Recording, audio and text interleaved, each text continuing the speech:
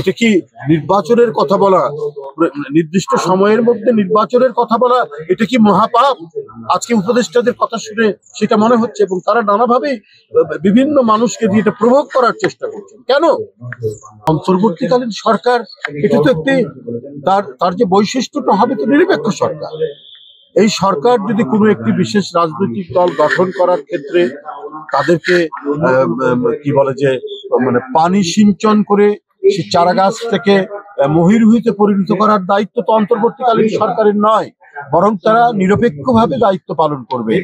সেই ক্ষেত্রে যদি কোনো উপদেষ্টা তিনি যদি এসপি কে টেলিফোন করে বলেন যে ওখানে বিএনপির লোকজন যারা আছে তাদেরকে গ্রেপ্তার করবেন, ওরা যেন কোনো অ্যাক্টিভিটিস করতে না পারে এবং অন্যান্য কার্যক্রম করতে না পারে, তো তখন তার বিরুদ্ধে পদত্যাগের দাবি উঠবে না? নিশ্চয়ই উঠবে। এবং চলমান সংকট ঘনীভূত করার জন্য আমরা শুনেছি এই সমস্ত উপদেষ্টারা তারা ভূমিকা পালন করছে, নানাভাবেই ভূমিকা পালন করছে। ডক্টর মোহাম্মদ ইউনূস তিনি তো সম্মানিত মানুষ, সবাই সম্মান দেখিয়েছে।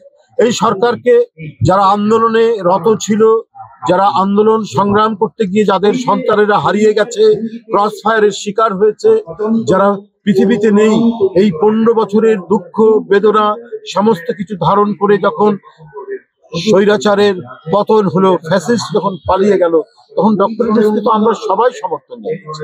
কিন্তু আজকে কি বলে যে পরিবেশ উপদেষ্টা, তার দায়িত্ব তো মানে পরিবেশকে সুরক্ষা করা এবং পরিবেশের উন্নয়ন। উনি যতদিনই সময় পান, আজকে বুড়িগঙ্গা কেন ড্রেন, আজকে শীতলক্ষা কেন ড্রেন, আজকে আমরা মানে বিষাক্ত নিঃশ্বাস কেন নিতে হচ্ছে?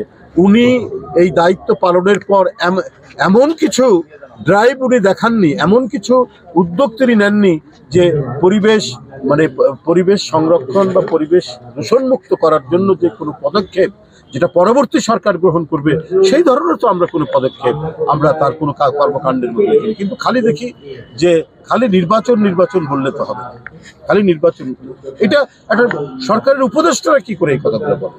তাতেই মনে হচ্ছে যে তারা অর্পিত দায়িত্ব তাদের যেটি, সেটা বাদ দিয়ে তারা যদি অন্য কোনো গভীর এজেন্ডা নিয়ে তারা কাজ করেন, তাহলে তো জনগণ সেটাকে কখনোই মেনে নেবে। যাই হোক, আজকের 126তম জন্মদিন আমাদের জাতীয় কবি। আজকের এই শুভ জন্মদিনে আমি তার আত্মার মাগফিরাত কামনা করছি। আমরা গর্বিত যে জাতীয় কবি নজরুলের মতো একজন মহান কবিকে আমরা পেয়েছি।